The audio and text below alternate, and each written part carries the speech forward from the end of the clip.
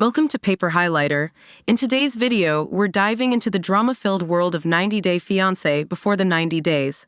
One of the season's most talked-about storylines features Matilda Nti and Niles Valentine. From their unlikely connection to the controversies surrounding their relationship, there's a lot to unpack. Was the knocking ceremony ever a genuine plan? How did Matilda pull off what some are calling the ultimate scam? Let's break it all down. The way Niles and Matilda met is sketchy.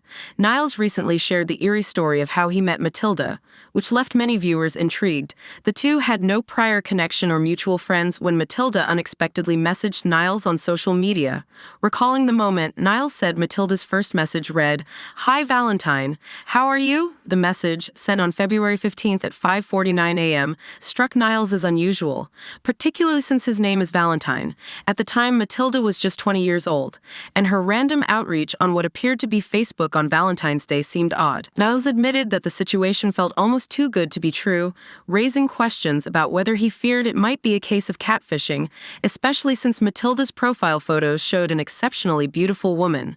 Despite the unconventional start, Niles and Matilda began a relationship, dating for 2 years and staying in constant communication.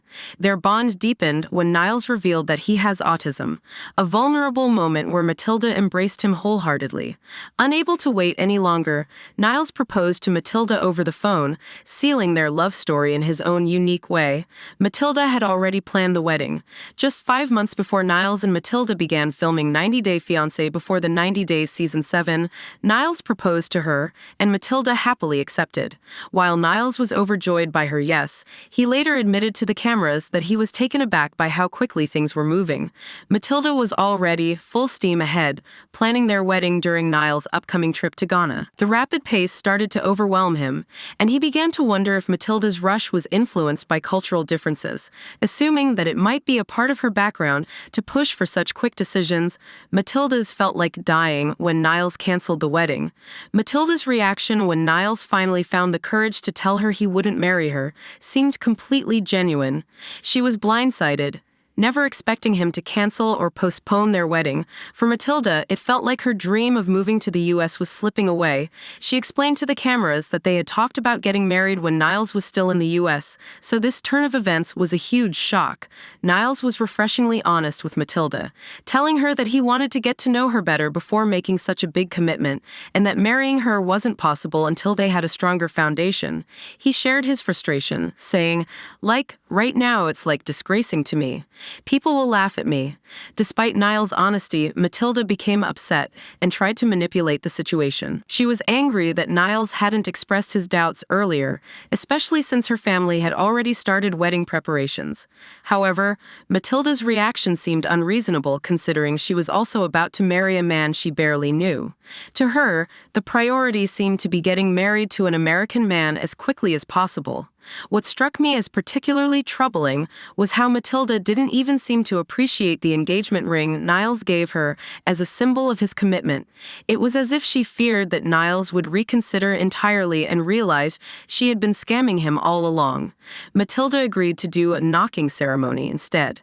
The knocking ceremony is a traditional Ghanaian custom where the prospective groom knocks on the bride's family's door to ask for permission to marry her. Matilda convinced Niles that, even if they weren't having a full wedding, he could use this ritual to formally ask her family for their blessing. However, Matilda seemed to turn the knocking ceremony into an extravagant event, nearly as grand as a wedding itself. I was just as shocked as Niles when he found out that Matilda had invited 90 guests and expected him to cover all the expenses. Niles had the perfect chance to back out and leave Ghana when Matilda revealed that his family was expected to attend the ceremony. He had already told Matilda that his family didn't approve of her or their relationship. At that point, Niles should have listened to his family's concerns and reconsidered his decision to be in Ghana. Instead, Matilda skillfully manipulated him into speaking with a village elder, Mr. Ark, whom she hoped would step in as a father figure during the knocking ceremony. Matilda manipulated Niles into talking to Mr. Ark. It was Matilda's idea for Niles to meet with Mr. Ark, the local community leader, to discuss his role in the knocking ceremony. Mr. Ark, who was a family friend of Matilda's, had a clear stance on the matter. When Niles mentioned the knocking ceremony, Mr. Ark insisted that it was not enough and that in Ghana, customs must be followed. He told Niles that as his father now, he would never accept just a knocking ceremony without a full marriage. "I would never allow that, and it's never done anywhere. Marriage is the custom," Mr. Ark stated firmly. It was hard to miss how pleased Matilda seemed that her plan was working as Mr. Ark managed to sway Niles' thinking. When Niles expressed concern about the significant costs involved, specifically the food for her large family of 20 or 30 people, Mr. Ark reassured him that he didn't need to worry about extravagant expenses. "A simple marriage, that is our custom," Mr. Ark continued.